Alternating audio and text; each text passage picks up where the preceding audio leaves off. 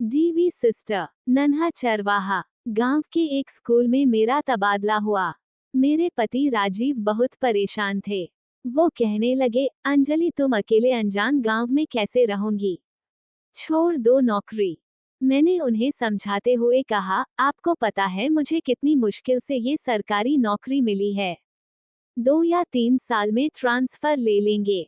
तुम्हें पता है मुझे बच्चों को पढ़ाना कितना अच्छा लगता है। मैं सब संभाल लूंगी। राजीव को किसी तरह समझा तो दिया, लेकिन मैं खुद अंदर से डर रही थी। शहर की बात और है, नए गांव में रहना, वहां नौकरी करना, लेकिन कुछ कर भी नहीं सकते थे। इसलिए चुपचाप सामान पैक कर लिया। राजीव ने कहा, अंजलि मैं भी तुम्हारे साथ चलूंगा। वहां 1-2 दिन रुककर तुम्हें सेटल करके वापस आ जाऊंगा। मैं इस बात से बहुत खुश थी कि चलो 2-3 दिन ही सही ये मेरे साथ होंगे तो डर कुछ कम लगेगा। सुबह की ट्रेन पकड़कर हम गांव के लिए निकल गए। ट्रेन से उतरकर बस लेनी होती है, जो कि गांव से 3 किलोमीटर पर उतार देती है। वहां से कोई तांगा लेना होगा। ट्रेन तक तो ठीक था, लेकिन गांव जाने वाली बस में तो बुरा हाल हो गया। उसमें चढ़ना ही मुश्किल था। खड़े खड़े हालत खराब हो गई गर्मी में। वो तो अच्छा हुआ केवल 3 किलोमीटर का सफर था। दोपहर के 3 बजे हम गांव में पहुंच गए। सीधे स्कूल गए। वहां जाकर देखा तो छुट्टी हो चुकी थी। टूटा फूटा स्कूल था। बाहर बड़ा सा बरामदा था। वहीं एक कुर्सी पर चौकीदार बैठा था।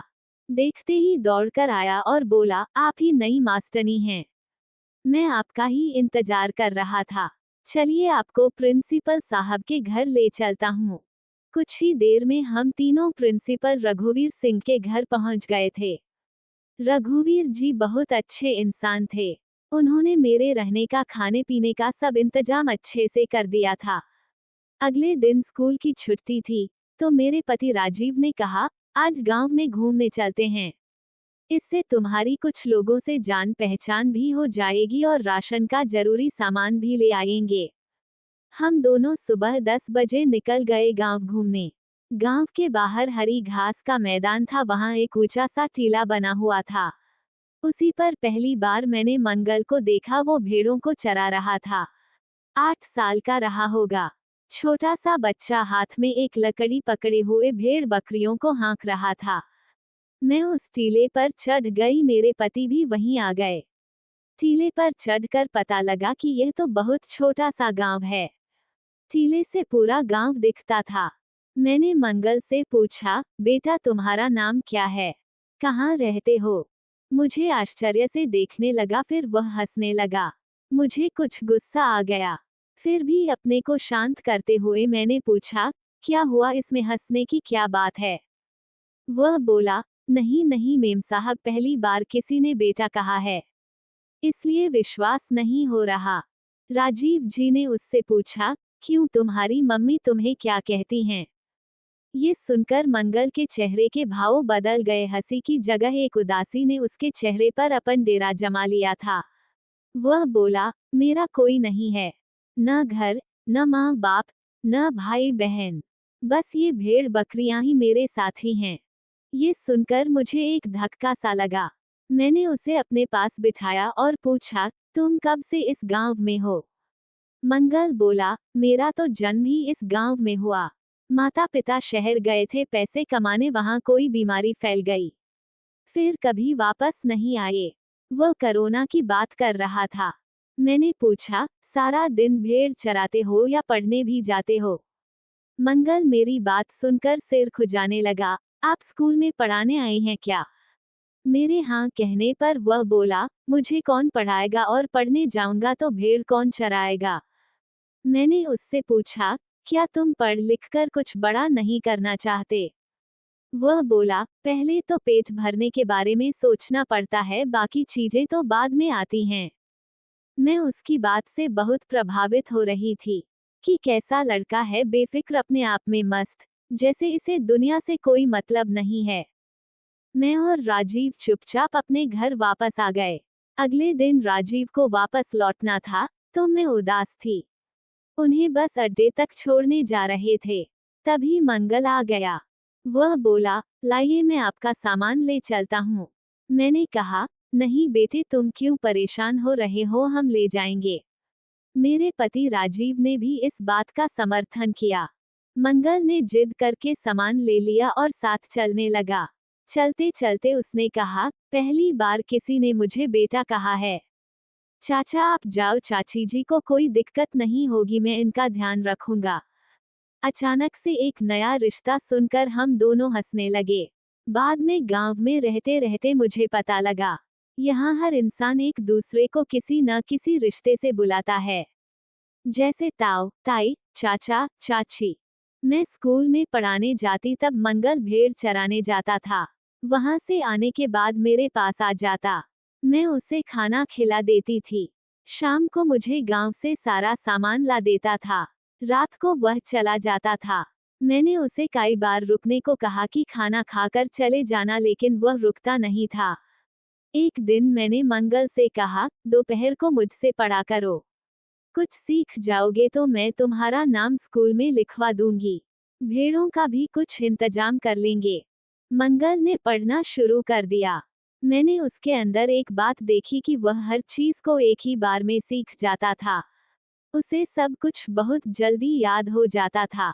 एक दिन मैंने मंगल से कहा, मैंने बात कर ली है, तुम्हारा नाम स्कूल में लिखवा रही हूँ।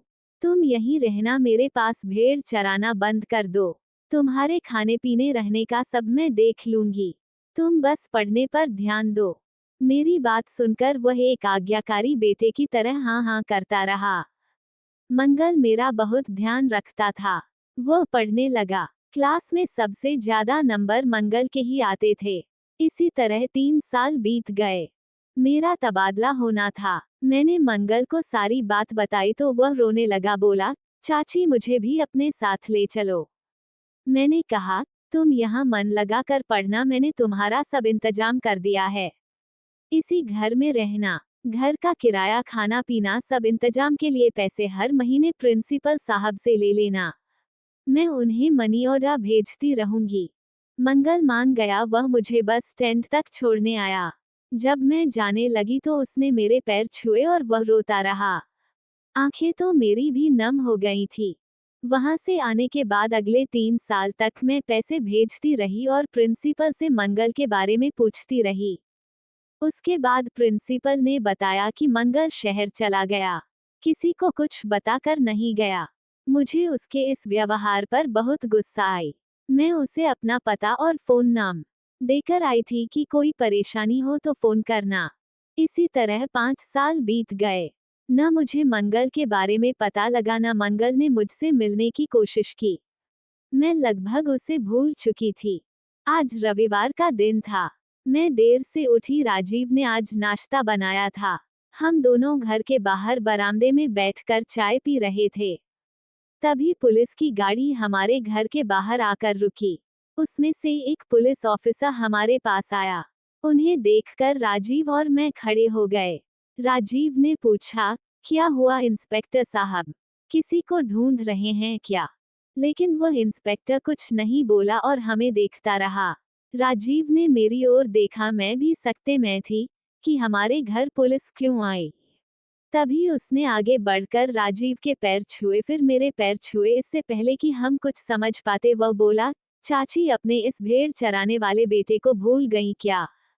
मैं कुछ बोल न सकी, मेरी आंखें भर आई थीं। मुझे तो विश्वास ही नहीं था। ये सब कैसे हुआ? हजारों सवाल मन में थे, लेकिन मुंह नहीं खुल रहा था। मंगल एक इंस्पेक्टर के रूप में हमारे सामने खड़ा था। राजीव ने आगे बढ़कर उसे गले लगा लिया। उसने बताया कि कैसे वह आगे की पढ़ाई के लिए शहर आ गया। यहाँ वह काम भी करता और पढ़ता भी था। इसी तरह पढ़ते पढ़ते उसने ग्रेजुएशन पूरी कर ली। अभी 2 दिन पहले ही उसकी नौकरी लगी है। वह सबसे पहले ये खबर सुनाने हमारे पास आया था। मुझे मंगल को देखकर बहुत खुशी हुई। मेरे जिद करने पर वह हमारे साथ ही रहने लगा। 6 महीने बाद मैंने एक अच्छी सी लड़की देखकर उसकी शादी करा दी।